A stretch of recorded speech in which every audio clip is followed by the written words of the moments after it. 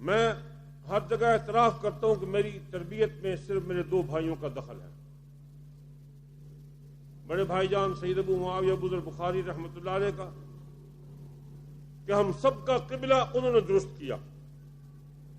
وہ ابا جی رحمۃ اللہ علیہ کے فکر، عمل، قول، علم، ہر چیز کے وارث تھے۔ جو کچھ باپ نے اپنی 40 سالہ طوفانی زندگی میں کیا، ابو معاویہ ابو ذر بخاری اس زندگی کا وارث تھا۔ انہوں نے اتاری ہوئی تھی زندگی اپنے اندر، اور وہ وہی کچھ کرتے رہے جو ابا رحمۃ اللہ علیہ خدا رسول کو سمجھ کر، دین کو سمجھ کر کرتے رہے۔ حق پر رہے، حق بیان کیا، حق کہتے کہتے دنیا سے گئے۔ الحمدللہ ہمارے قلوب مطمئن ہیں کہ ہمارے آباء و اجداد الحمدللہ یا اس جہان میں بھی سرخرو ہیں، اللہ ان کو اس جہان میں بھی سرخرو کرے گا انشاءاللہ۔ اور دوسرا دخل میرے اس بھائی کا ہے، اللہ پاک ان کے درجات کو بلند فرماوے۔ اولاد نہیں تھی، جس کو دیکھا اس پر اولاد جیسی شفقت کی، طلباء کو اس طرح پیار کرتے تھے، اپنی حقیقی اولاد کو اتنا پیار کوئی نہیں کرتا۔ رات بھانجے کو کہتے رہے، میں سمجھتا ہوں ان کے جانشین وہی ہے، سید محمد کفیل بخاری، اسی کو انہوں نے بیٹا بنایا ہوتا، وہی ان کا جانشین ہے، بس وہ جانشین ہے ان کا۔ وجاءت سکرۃ الموت بالحق، یہ آیت رات پڑھی انہوں نے 4 بجے کہ یہاں تک پہنچ چکی ہے میرے یہاں۔ اس نے کہا نہیں مامو جی کچھ نہیں ہے، ایتھے نہیں پہنچی، حالی کچھ نہیں ہویا تھانوں، اور میں نے کہا لے چلو میرے ایتھے پہنچ گئی ہے۔ وجاءت سکرۃ الموت بالحق، یہ آیت پڑھتے رات، اور موت حق کا پہنچ گئی، سکرات، نصیحتیں شروع فرما دی۔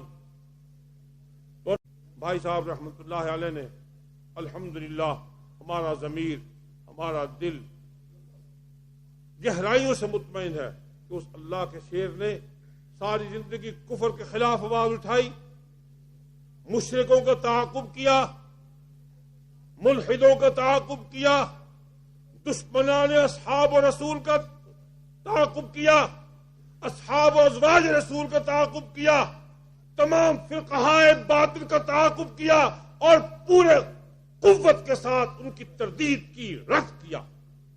جس کو حق سمجھا اس کو بیان کرنے میں کبھی کوئی کسی قسم کا دباؤ قبول نہیں کیا۔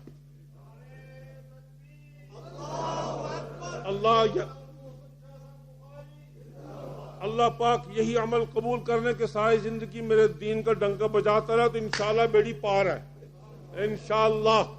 ابا جی فرمایا کرتے تھے، رحمت حق بہانمی جویت، بہانمی جویت، اللہ کی رحمت بہانے تلاش کرتی ہے، بہت نہیں مانگتی۔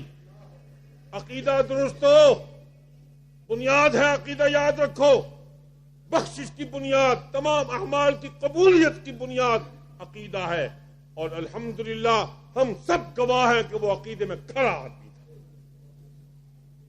میں نے بہت کم کھڑے دیکھے ہیں، بڑے بڑوں کو ڈولتے دیکھا ہے، یوں ہو جائے گا، یوں ہو جائے گا، چونکہ چنا کے چنکا چنکا، وہ چنکے چنکے کا قائل نہیں تھا، بس جو کہا خدا رسول کے مرضی کے مطابق کہا۔ اللہ پاک نے ہم کو بھی یہ تکلیف دی ہے، قرآن کے مطابق نقصان آیا ہے، اور اس نقصان پر الحمدللہ ہم صبر کرتے ہیں، رب تعالیٰ اجر عطا فرمائیں گے۔